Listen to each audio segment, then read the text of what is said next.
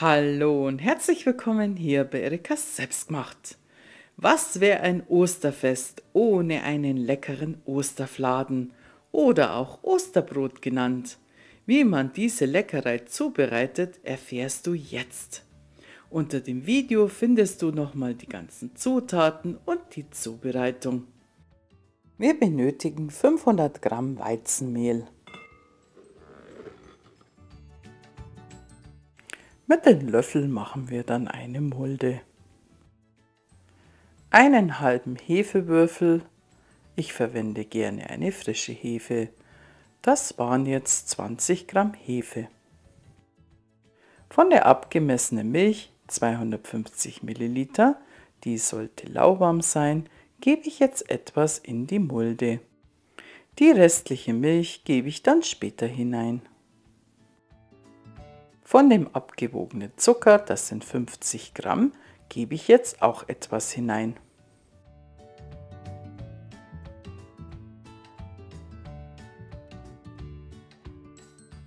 Mit einem Löffel verrühre ich jetzt etwas die Hefe und dann wird alles etwas mit Mehl bedeckt. Den Vorteig lassen wir dann abgedeckt für 15 Minuten ruhen. Nach den 15 Minuten prüfen wir, ob die Hefe aktiv ist.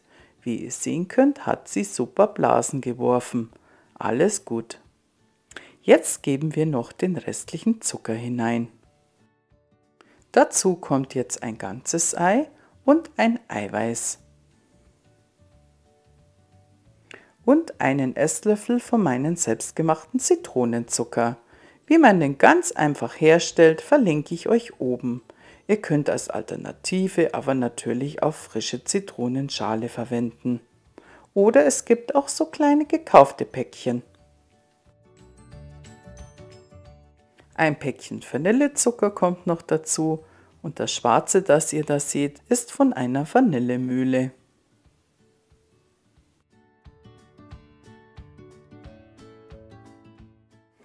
Jetzt fangen wir an, den Teig zu verkneten. Ihr könnt dies mit einem Rührgerät machen, ich mache es hier mit meiner Küchenmaschine. Die restliche Milch wird jetzt auch noch zugegeben.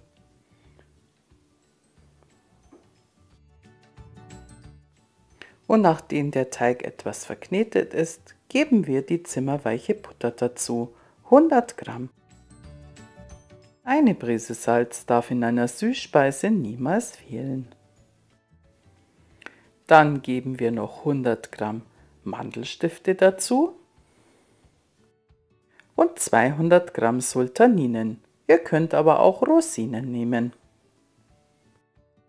3 Esslöffel eingelegte Sultaninen in Rum und ein Esslöffel Rum kommt dann auch noch dazu. Die habe ich übrigens immer im Kühlschrank auf Vorrat. Alle Zutaten sind jetzt im Teig und jetzt lassen wir ihn für 7 Minuten verkneten.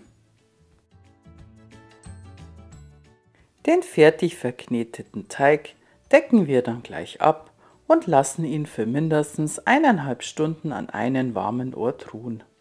Er sollte sich in dieser Zeit verdoppeln.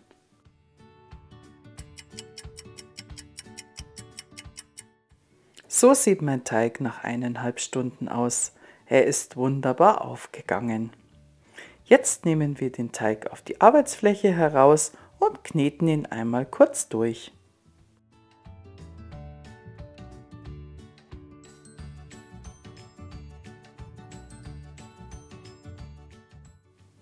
Anschließend formen wir aus dem Teig noch eine schöne Kugel.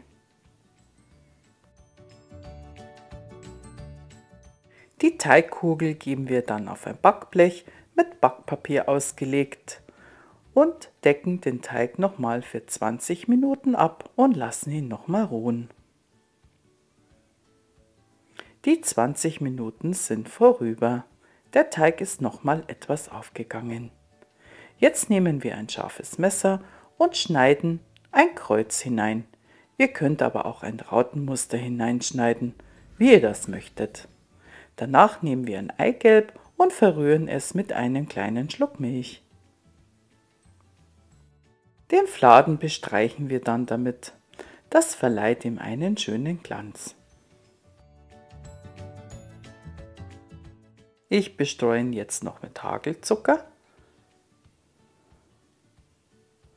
und anschließend noch mit Mandelblättchen.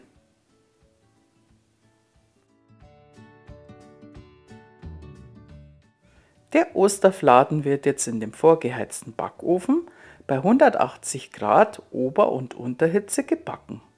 Für ca. 30 bis 35 Minuten. Auf der vorletzten Schiene.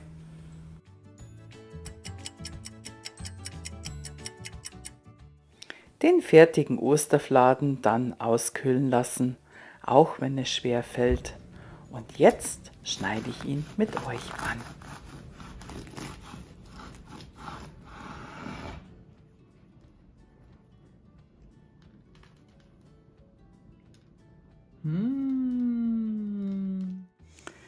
Der Osterfladen ist richtig schön aufgegangen, fluffig und fruchtig und aromatisch. Schaut nur.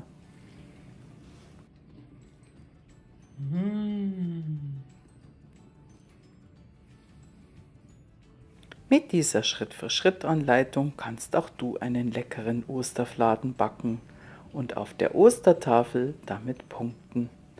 Ich wünsche euch jetzt alles Gute, frohe Ostern, bleibt gesund und ich würde mich freuen, wenn ihr das nächste Mal hier wieder vorbeischaut bei Erikas Selbstgemacht. Macht's es gut, Servus.